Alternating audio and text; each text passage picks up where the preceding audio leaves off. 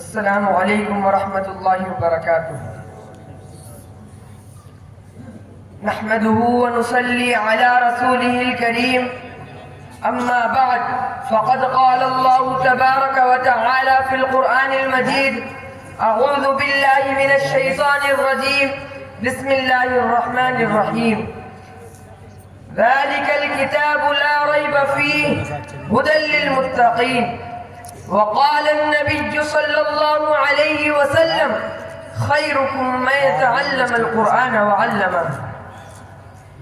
الہی رونق اسلام کے سامان پیدا کر، الہی رونق اسلام کے سامان پیدا کر، دلوں میں مومنوں کے الفت قرآن پیدا کر۔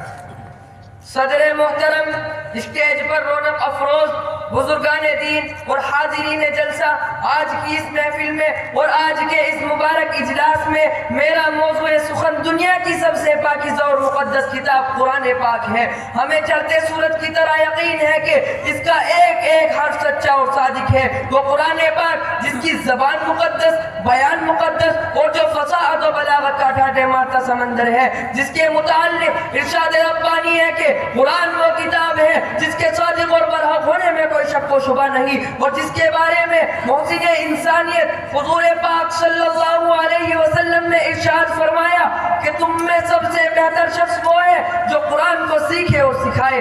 دعا کیجئے خداوند قدوس ہم سب کو قرآن پاک کی دولت سے مالا مال فرمائے، آمین۔ نوجوان دوستو، قرآن پاک رب ذوالجلال کی طرف سے عطا کردہ وہ حسین تحفہ ہے جس نے 23 برس کی قلیل مدت میں پورے عالم میں وہ انقلاب برپا کر دیا کہ بڑے سے بڑے فصحاء، بلغاء، ادبا اور شعراء حیران و شدت رہ گئے، جس کی آیتوں کو سن کر پتھر دل موم ہو گئے۔ دوستو، یہی وہ قرآن ہے جو رہتی دنیا تک کے انسانوں کے لیے سراپا ہدایت و رحمت ہے۔ یہی وہ قرآن ہے جس نے رسول کی رسالت کو اعزاز بخشا۔ یہی وہ قرآن ہے جس کی برکت سے اجڑے چمن میں بہار کے پیدا ہوئی۔ یہی وہ قرآن ہے، یہی وہ قرآن ہے جس نے رسول کی رسالت کا اعزاز بخشا۔ یہی وہ قرآن ہے جس نے بس مردہ قلوب کو تازگی بخشی۔ ہاں، یہی وہ قرآن ہے جس کی برکت سے جنات و شیاطین کا آسمانوں پر جانا بند ہوا۔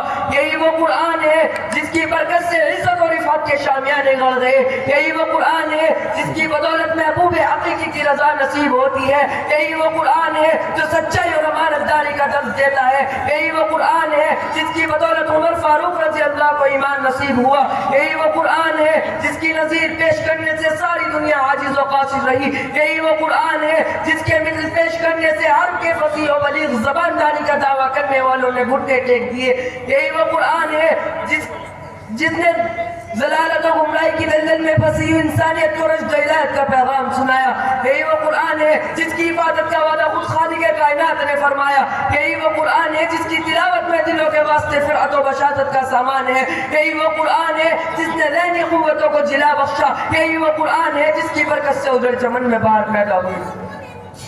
حضرات، آج کے اس نازک دور میں حفظ کلام پاک کو فضول سمجھا جاتا ہے، اس کے الفاظ رٹنے کو حماقت بتلایا جاتا ہے، کہا جاتا ہے کہ اس کا رٹنا اور بے سمجھے پڑھنا بے سود ہے۔ افسوس صد افسوس، اس قرآن پاک کے بارے میں ہمارا یہ خیال کہ جس کے بارے میں شہنشاہ بطحا جناب محمد رسول اللہ صلی اللہ علیہ وسلم نے ارشاد فرمایا: اقرأ وارتقي ورتل كما كنت ترتل في الدنيا فإن منزلك عند آخر آية تقرأها۔ قیامت کے دن حافظ قرآن سے کہا جائے گا قرآن پڑھتا جا اور جنت کے درجوں پر چڑھتا جا، اور ٹھہر ٹھہر کے پڑھ جیسے کہ تو دنیا میں ٹھہر ٹھہر کے پڑھا کرتا تھا، بس تیرا مقام اور ٹھکانہ وہی جہاں آخری آیت پر پہنچے۔ یاد رکھو، یہ قرآن دنیا کی سب سے بڑی نعمت ہے۔ یہ زمین و آسمان، چاند، سورج، ستارے کو اس نعمت کا مقابلہ نہیں کر سکتے۔ یہ قرآن رب کائنات کا مقدس اور عظیم کلام ہے، اور کیوں نہ ہو کہ جبکہ اس کے اتارنے والا ہمیں، جس کے ذریعے اتارا گیا وہ بھی ہمیں، جس ذات پر نازل ہو وہ بھی ہمیں، جس مقام پر نازل ہو وہ بھی ہمیں، جس مہینے میں نازل ہو تمام مہینوں سے افضل، جس رات میں نازل ہو وہ 1000 مہینوں سے بہتر ہے۔ اللہ کا مقدس اور پاکیزہ کلام تمام کلاموں سے افضل اور برتر ہے۔ حدیث پاک میں آتا ہے: فضل کلام اللہ علی سائر الکلام کا فضل اللہ علی خلقہ۔ اللہ کے کلام کو تمام کلاموں کتابوں پر ایسی ہی فضیلت ہے جیسے خود حق تعالیٰ شانہ کا تمام مخلوق پر. اللہ کا دلارا خدا کا پیارا نبی ارشاد فرماتا ہے کہ جس نے قرآن پڑھا اس پر عمل کیا اس کے والدین کو کل قیامت کے دن سورج سے بھی زیادہ روشن تاج پہنایا جائے گا. محترم دوستو، قرآن آیا تو زمان و مکان میں زندگی آئی، قرآن آیا تو عدل و مساوات کا پیغام آیا، قرآن آیا تو مذہب اسلام پھیلا، قرآن آیا تو مردہ قوم زندہ ہوئی، قرآن آیا تو قیصر و کسریٰ کا غرور خاک میں ملا، قرآن آیا تو باطل کے لہراتے جھنڈے ٹوٹ پڑے، قرآن آیا تو کفر و شرک دم توڑ گیا، قرآن آیا تو ساری کائنات کو نور ملا، قرآن آیا تو انسان کے پجاری خدا کے پرستار بنے، قرآن آیا تو توحید ملی، ایمان ملا، قرآن آیا تو گلستہ کو باہر حسین عطا ہوا. ہاں مجھے کہہ لینے دیجئے کہ قرآن آیا تو روشنی آئی، قرآن آیا تو امن و امان و سلامتی آئی، قرآن آیا تو احکام ملے، شریعت ملی، قرآن آیا تو دم توڑتی انسانیت کو حقوق ملے، قرآن آیا تو شرافت و عزت ملی، قرآن آیا تو ضلالت و گمراہی کی وادیوں میں بھٹکتے ہوئے انسانوں کا درد و غم ملا. حضرات، میں آپ سے پوچھنا چاہتا ہوں کہ وہ کون سی چیز تھی جس نے صحابہ کرام میں طاقت اور قوت پیدا کی؟ دوستو، یہی وہ قرآن پاک تھا جس نے 1 کو 1000 پر بھاری کر دیا. اسی پر میں اپنی تقریر کو ختم کرتا ہوں.